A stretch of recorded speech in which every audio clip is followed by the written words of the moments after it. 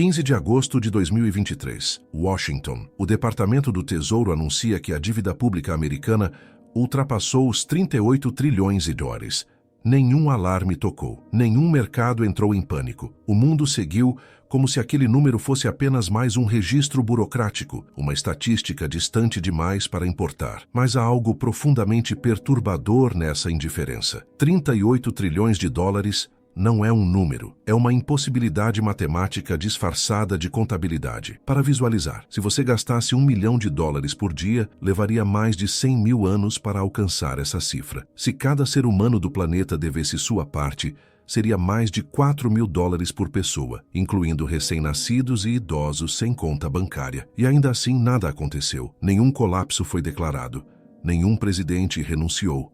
Nenhuma moeda evaporou da noite para o dia. O sistema continuou funcionando, aparentemente. Porque essa é a ilusão fundamental. Acreditar que uma dívida desse tamanho pode simplesmente existir sem consequência, flutuando no éter das planilhas governamentais, esperando ser paga por gerações que ainda nem nasceram. Mas a história financeira nos ensina uma verdade brutal. Dívidas colossais nunca desaparecem. Elas não evaporam. Elas não são perdoadas por decreto divino ou mágica contábil. Elas apenas mudam de mãos. Transferem-se silenciosamente de credores para contribuintes, de governos para cidadãos, de moedas para a inflação, de promessas para pó. A pergunta não é se alguém vai pagar essa conta. A pergunta é, quem já está pagando sem saber? Antes de continuar, responda com sinceridade. Quando você olha para o futuro, sente que estamos caminhando para a estabilidade ou para algo muito maior do que uma crise comum? Comente abaixo. Quero entender onde você está nessa história. Porque o que você está prestes a descobrir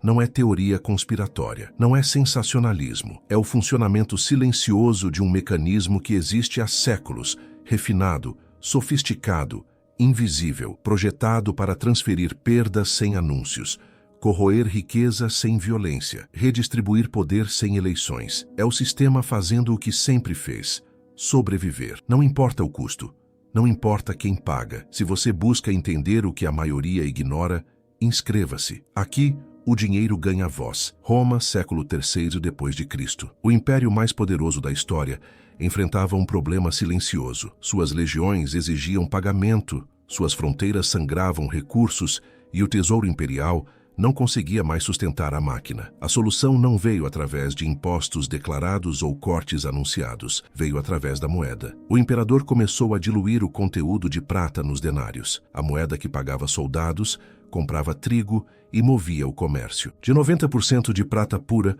as moedas caíram para 50%, depois 5%, até se tornarem bronze pintado. Oficialmente nada mudou. O denário continuava sendo um denário, mas o pão que custava 2 denários passou a custar 10, depois 20, depois deixou de ter preço fixo. Ninguém anunciou. Estamos transferindo a dívida imperial para você, mas foi exatamente isso que aconteceu. A conta foi paga, em silêncio, através da destruição do poder de compra, da corrosão da confiança e do colapso da estrutura econômica que sustentava milhões de vidas. Esse padrão não morreu com Roma, ele evoluiu. França, 1720. John Law convence o regente francês de que pode resolver a dívida nacional através de um banco central e ações de uma companhia comercial fictícia, a Mississippi Company. Papéis sem lastro inundaram o mercado. Fortunas surgiram da noite para o dia. Até que alguém tentou trocar papel por ouro e descobriu que não havia ouro suficiente. O sistema implodiu. Multidões invadiram bancos. O caos econômico desestabilizou a monarquia durante décadas. Mas a dívida, ela não sumiu. Foi absorvida. Parte pela inflação, parte pelo confisco, parte pela miséria coletiva. A Alemanha, 1923. A República de Weimar tentava pagar reparações de guerra impossíveis impostas pelo Tratado de Versalhes. A solução oficial foi imprimir dinheiro. Montanhas de marcos alemães inundaram a economia. Em novembro daquele ano, $1 valia 4,2 trilhões de marcos. Trabalhadores recebiam salários em carrinhos de mão e corriam para gastar antes que o dinheiro perdesse valor na hora seguinte. Aposentadorias evaporaram. Poupanças viraram pó, classes médias desapareceram e ainda assim, tecnicamente, a dívida foi paga, não em valor real, em devastação social. Esse é o segredo que atravessa impérios e séculos. Dívidas colossais nunca são quitadas no sentido tradicional. Elas são redistribuídas através de ferramentas invisíveis: inflação, desvalorização, default seletivo, confisco velado, destruição monetária. O sistema não colapsa de forma espetacular como nos filmes. Ele apenas transfere o peso até que alguém em algum lugar ceda. Estados Unidos, 1971. Richard Nixon encerra o padrão ouro. Pela primeira vez na história moderna, a moeda de referência global deixa de ter lastro tangível. O dólar se torna uma promessa flutuante, sustentada por confiança, por força militar, por acordos geopolíticos, mas não por metal, não por commodity, não por limite físico. Isso liberou algo extraordinário: a capacidade de criar dívida sem restrição imediata. Durante décadas funcionou, mas agora, meio século depois, aquela liberdade está cobrando seu preço. Porque quando a dívida não encontra limite externo, ela encontra limite interno. O momento em que a própria estrutura do sistema começa a rachar sob o peso do impossível. Os 38 trilhões não surgiram do nada. São décadas de guerras financiadas, resgates bancários, estímulos econômicos, promessas eleitorais e juros compostos, acumulando-se como neve em uma avalanche que nunca para de crescer. E a história já nos mostrou o que acontece quando a neve atinge massa crítica. Não haverá anúncio oficial.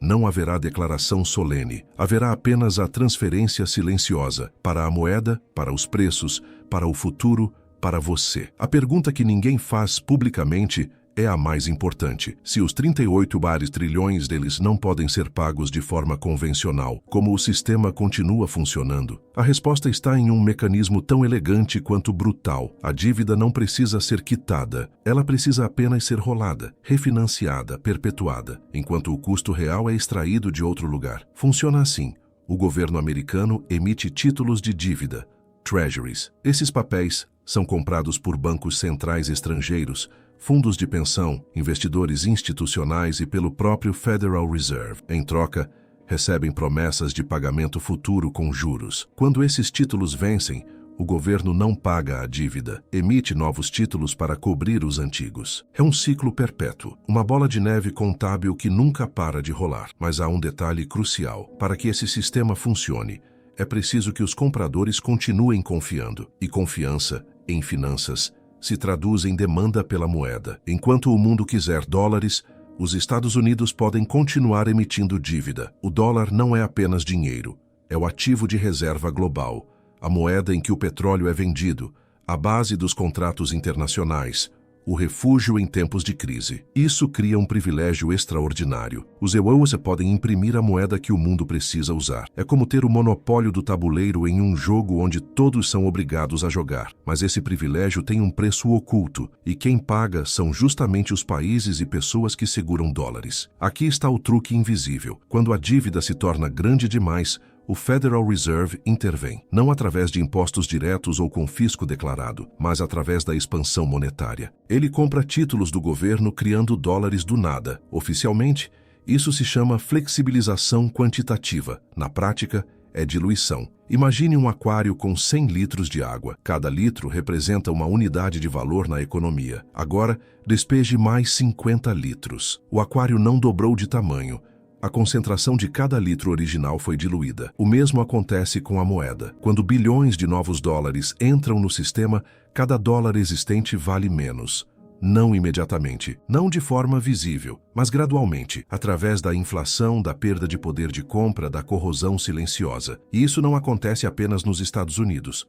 O dólar é global. Quando ele é diluído, o impacto atravessa fronteiras. Países que mantêm reservas em dólares veem seu poder de compra internacional diminuir. Pessoas que poupam em dólares percebem que precisam de mais dinheiro para comprar a mesma quantidade de bens. Salários nominais sobem, mas a capacidade real de consumo estagnou ou regride. O que parecia um detalhe técnico, políticas monetárias, balanços de bancos centrais, curvas de rendimento, é, na verdade, o mecanismo de transferência de riqueza mais sofisticado já criado. Mas há outra camada ainda mais profunda: os derivativos. O sistema financeiro global não funciona apenas com dinheiro real. Ele funciona com promessas sobre promessas, contratos que derivam valor de outros ativos. Swaps de taxa de juros, contratos futuros, credit default swaps, instrumentos que permitem apostas alavancadas sobre dívidas, moedas, taxas e riscos. O valor nocional desses derivativos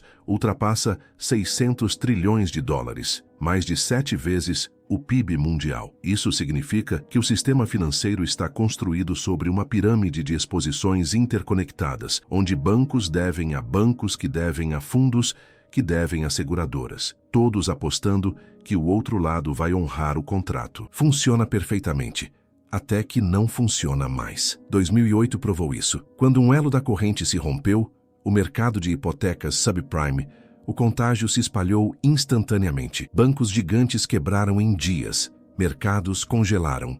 O sistema financeiro global quase parou. A solução? Governos injetaram trilhões em resgates. E como financiaram isso? Com mais dívida. A crise não foi resolvida, foi adiada. E o preço desse adiamento está embutido nos 38 trilhões de hoje. Porque o sistema não foi projetado para colapsar de forma declarada. Ele foi projetado para transferir o colapso, lentamente, silenciosamente, de forma distribuída, até que a estrutura inteira esteja tão fragilizada que um evento menor se torne o gatilho do inevitável. E esse evento pode ser qualquer coisa: uma guerra comercial, uma crise de confiança em títulos soberanos, um default estratégico de um grande devedor, uma mudança abrupta nas taxas de juros, ou simplesmente o momento em que o mundo percebe que a promessa não vale mais o papel onde foi impressa. O mecanismo é invisível, mas está funcionando agora, em cada compra que você faz, em cada centavo que você poupa, em cada decisão financeira que acredita ser pessoal, mas que, na verdade, está conectada a essa engrenagem global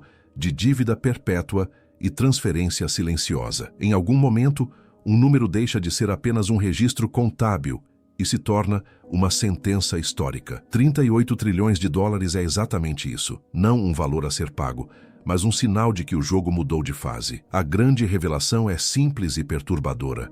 O sistema não está tentando quitar essa dívida. Está tentando sobreviver a ela. Por trás dos discursos sobre responsabilidade fiscal, tetos de endividamento e negociações no Congresso, existe uma arquitetura muito mais antiga, quase instintiva. Sempre que o peso se torna insuportável, o sistema procura uma forma de empurrá-lo para baixo. Para as camadas que não votam em política monetária, não sentam em comitês financeiros, não emitem títulos, nem decidem juros. E essas camadas têm nome: população, poupadores, trabalhadores, pequenas empresas, países dependentes da moeda dominante. A conspiração não é um plano secreto decidido em uma sala escura. É pior do que isso. É um comportamento emergente, automático, resultado da própria lógica do modelo. Quando uma estrutura depende de dívida crescente para continuar funcionando, ela precisa de 3 coisas: alguém disposto a financiar, alguém disposto a acreditar e alguém que não perceba que está pagando a conta. É aqui que o ponto de ruptura se aproxima. Durante décadas, o mundo aceitou os títulos do Tesouro Americano como o ativo mais seguro do planeta. Países acumularam reservas em dólar. Empresas se endividaram em dólar. Bancos se alavancaram em dólar. O sistema global foi desenhado como uma teia com um único centro de gravidade. Isso funcionou enquanto os juros eram baixos, a confiança era alta e o crescimento parecia capaz de acompanhar a expansão da dívida. Mas quando a dívida atinge a casa dos trilhões multiplicados, algo muda silenciosamente. O custo dos juros sozinho passa a consumir parcelas crescentes do orçamento. Seria como um indivíduo que ganha bem, mas paga tantos juros no cartão que vive permanentemente à beira do cheque especial. Ele não quebra de um dia para o outro, ele se arrasta, vai cortando onde dá, vai empurrando para frente, até que um choque externo, uma doença, uma demissão, uma crise, transforma a fragilidade crônica em colapso imediato. O dado que muda tudo não é apenas o valor absoluto da dívida, é a velocidade com que ela cresce em relação à capacidade real da economia de gerar riqueza produtiva. Quando a dívida cresce mais rápido do que o PIB por tempo demais, a equação deixa de ser uma questão de como pagar e passa a ser quem vai ser sacrificado para que isso continue em pé. E é nesse ponto que as engrenagens invisíveis se mostram pelo efeito, não pela forma. Inflação persistente não é um acidente, é ferramenta. Juros que sobem de forma abrupta não são apenas ajustes técnicos, são instrumentos de recalibração violenta, capazes de quebrar empresas, governos frágeis e famílias superendividadas, enquanto recompõem margens e protegem determinados credores. Recessões necessárias são choques controlados que queimam o excesso em alguns setores para preservar a sobrevivência do núcleo do sistema. A verdade escondida à vista de todos é que uma parte dessa dívida jamais será paga em termos reais. Ela será dissolvida, não em comunicados oficiais, mas na vida prática. Moedas enfraquecidas, padrões de vida rebaixados, aposentadorias insuficientes, oportunidades evaporadas. A conta é sempre paga, só muda a forma. E aqui entra o elo com crises passadas e futuras. O que foi a crise de 1929? Senão um gigantesco reajuste brutal de um sistema inflado por crédito fácil e especulação. O que foi 1971? Senão a confissão silenciosa de que não havia ouro suficiente para cobrir as promessas feitas. O que foi 2008? Senão a exposição de que derivativos, hipotecas e alavancagem haviam criado uma torre tão alta que um tremor em um andar derrubou quase todo o edifício. Agora, a diferença é de escala. Desta vez, o epicentro não é um segmento específico, como o mercado imobiliário subprime. É o próprio conceito de dívida soberana ilimitada e moeda de reserva global. O ativo livre de risco está, pela primeira vez em muitas décadas, sob questionamento discreto, mas crescente. Governos reavaliam reservas, nações buscam alternativas, ainda frágeis, mas simbólicas. A confiança já não é absoluta, é condicional. O espectador atento percebe, o verdadeiro segredo proibido não é que o sistema pode quebrar de um dia para o outro, é que ele já começou a quebrar em câmera lenta. A erosão não é cinematográfica, é gradual. A ruptura não virá como um meteoro, mas como um conjunto de eventos que, vistos isoladamente, parecem crises normais, mas que, conectados, revelam o fim de um ciclo histórico. A sensação de mal-estar financeiro difuso que você sente não é paranoia, é percepção. É o seu instinto tentando traduzir em emoção aquilo que os gráficos mostram em silêncio. O modelo que governou o mundo nas últimas décadas está empurrando para o futuro uma dívida que já não cabe no futuro. E quando o futuro não consegue mais absorver, o presente é obrigado a encarar a fatura. A parte mais incômoda dessa história é simples. Os 38 trilhões não são um problema abstrato preso em Washington. Essa dívida respira dentro da sua vida diária, no preço do arroz, na taxa de juros do seu cartão, no futuro da sua aposentadoria. Quando a dívida é grande demais para ser paga de forma honesta, o sistema escolhe rotas indiretas. A primeira é a mais silenciosa: a inflação estrutural. Os salários até sobem, mas sempre um passo atrás do custo de vida. Você trabalha mais, produz mais, mas sente que está constantemente parado no mesmo lugar. A sensação é de areia movediça. Quanto mais se mexe, mais difícil fica sair. Nas compras do dia a dia, isso aparece como uma sucessão de pequenos choques. A conta do mercado, que parecia alta no ano passado, agora parece absurda. O aluguel consome uma fatia maior da renda. Serviços básicos, saúde, educação, transporte, vão sendo empurrados para patamares incompatíveis com a renda média. Oficialmente, ninguém diz: você está pagando a dívida do sistema, mas é exatamente o que está acontecendo. Nos juros, o mecanismo ganha rosto. Taxas elevadas são justificadas como ferramentas para controlar a inflação e proteger a moeda. Em parte, isso é verdade, mas o efeito prático é que famílias endividadas são espremidas, empresas frágeis quebram, projetos de longo prazo são adiados ou abandonados. Quem tem ativos grandes sofre volatilidade. Quem vive de salário sofre permanência, a permanência da escassez. Na aposentadoria, a transferência é ainda mais cruel. Sistemas públicos pressionados por envelhecimento populacional, baixa produtividade e dívidas crescentes não conseguem cumprir a promessa original. Idades mínimas sobem, benefícios reais caem, poupanças privadas, atacadas pela inflação e por crises periódicas de mercado, perdem valor ao longo do tempo. O que parecia uma segurança garantida se transforma em uma incógnita angustiante. O padrão de vida vai sendo rebaixado de forma tão gradual que muitos nem percebem. Abre-se mão de pequenos confortos depois de planos, depois de sonhos. Viajar fica mais raro. Trocar de carro vira luxo distante. Comprar imóvel vira miragem. A narrativa oficial fala de ajuste, reformas, ciclos, mas na prática é redistribuição da conta. Diante disso, a pergunta inevitável é: o que fazer? Como um indivíduo pode se posicionar em um tabuleiro desenhado para proteger o centro e sacrificar as bordas? Não existe fórmula mágica, mas existe estratégia. Abandonar a ingenuidade financeira. O primeiro passo não é técnico, é mental. É entender que o sistema não é neutro nem justo. Ele é uma engrenagem que protege quem está perto da emissão de moeda e da decisão sobre juros, e expõe quem está longe. Só isso já muda a forma como você enxerga salário, poupança, dívida e consumo. Reduzir dependência de dívidas de consumo. Em um mundo de juros voláteis, dívidas de curto prazo com taxas elevadas são armadilhas perfeitas. Cartão de crédito, cheque especial, empréstimos pessoais. Tudo isso transforma você em portador direto do risco sistêmico. Quanto menos você depender dessas linhas, mais liberdade terá diante dos solavancos do sistema. Construir reservas de liquidez estratégica, ter caixa, dinheiro disponível, ainda que corroído pela inflação, é ter margem de manobra em crises.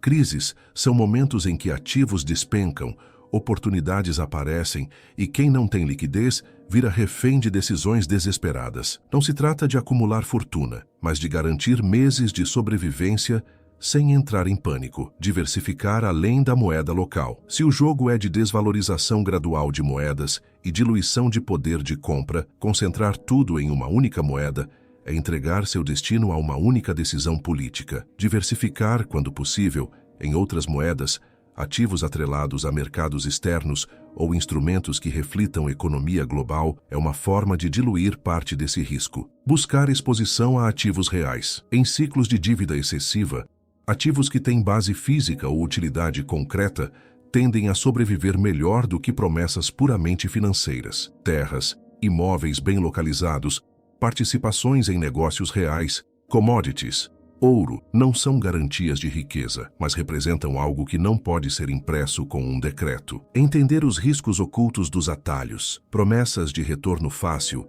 ganhos rápidos e investimentos garantidos se multiplicam justamente quando o sistema está mais frágil. Esquemas, pirâmides financeiras disfarçadas, apostas alavancadas em derivativos e criptoativos sem critério transformam o medo em combustível para golpes. Proteger-se disso é tão importante quanto escolher bons ativos. Pensar em décadas, não em meses. O ciclo que está em curso não é um ajuste trimestral, é uma transição de época. Estratégias de proteção patrimonial, mudança de carreira, desenvolvimento de habilidades e posicionamento geográfico precisam ser pensadas em horizonte longo. A pressa é inimiga da visão. Quem enxerga uma década à frente toma decisões diferentes de quem está preso ao próximo boleto. Investir em conhecimento econômico e histórico. Entender como ciclos de dívida, inflação, colapso e reconstrução aconteceram em outros tempos e países permite abandonar o papel de vítima passiva. Conhecimento não impede crises, mas impede que você seja surpreendido por mecanismos que se repetem há séculos, com nomes novos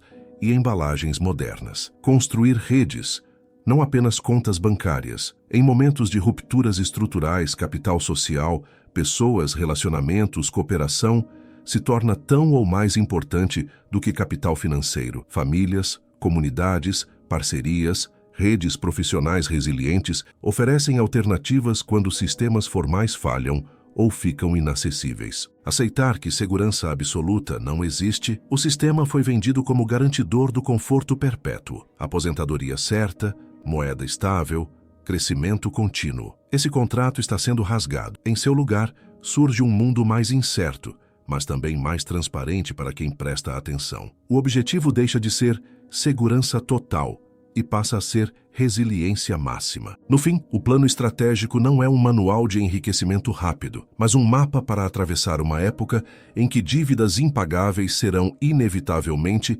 redistribuídas. Quem não enxergar esse processo será arrastado por ele. Quem enxergar, talvez não consiga escapar de todos os impactos, mas poderá escolher melhor onde, como e com quem enfrentar a próxima fase. Se você quer entender para onde o dinheiro realmente está indo, inscreva-se, porque a história se repete, mas só os atentos percebem. Há um instante na vida de todo o império em que as colunas parecem firmes, as cidades continuam iluminadas, os mercados seguem abertos, mas algo essencial já quebrou por dentro. Não é um prédio que desaba, é uma fé que se desfaz. O sistema financeiro moderno não é apenas um conjunto de contratos, números e gráficos. É uma narrativa. Uma história cuidadosamente repetida, geração após geração, dizendo que sempre haverá crescimento suficiente, crédito suficiente, moeda suficiente para sustentar todas as promessas feitas ao mesmo tempo. Uma história em que ninguém precisa realmente pagar a conta completa. Mas toda narrativa tem um limite, e esse limite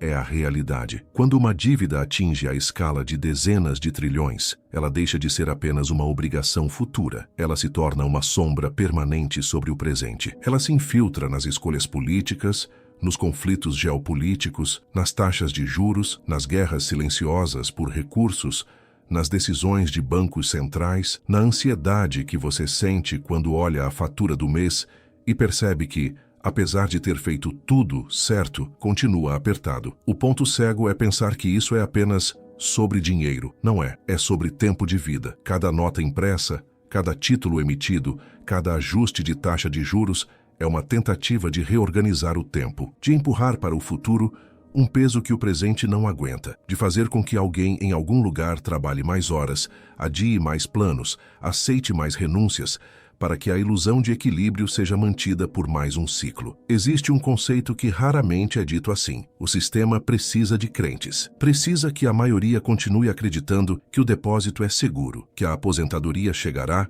que o salário de amanhã terá o mesmo valor que o de hoje, que a moeda continuará sendo aceita, que as instituições saberão o que fazer quando as coisas ficarem feias. E talvez o verdadeiro colapso não seja quando um banco quebra, quando uma bolsa cai, quando uma moeda desvaloriza. Talvez o verdadeiro colapso seja quando um número suficiente de pessoas deixa de acreditar. Quando essa crença se desfaz, o dinheiro volta a ser o que sempre foi, um acordo frágil entre humanos, um pedaço de papel, um registro digital, um símbolo que vale apenas enquanto a história em torno dele continuar convincente. E é aqui que a sua posição nessa história se torna filosófica, não apenas financeira. Você pode escolher ser apenas um personagem levado pela maré, consumindo manchetes, reagindo a crises, ajustando a própria vida como quem tenta se proteger da chuva com um guarda-chuva furado. Ou pode escolher ser alguém que entende o roteiro, que vê o padrão, que percebe que por trás dos gráficos e planos de resgate existe uma disputa por quem vai carregar o peso final. Quando você entende isso, decisões que pareciam pequenas,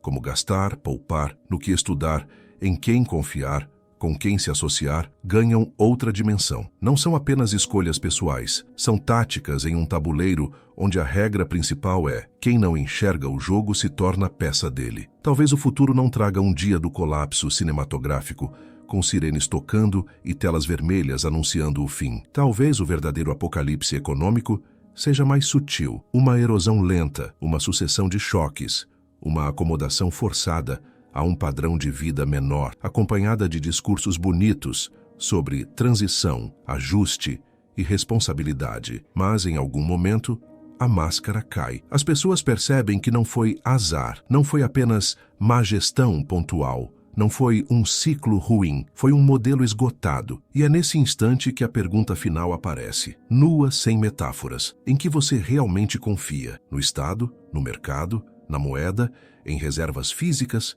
em relações humanas, em conhecimento, em nada? Porque no centro de tudo, o dinheiro não é papel, é fé. E quando a fé quebra, o mundo descobre sua verdadeira história. O dinheiro tem memória. Aqui, nós contamos o que ela revela.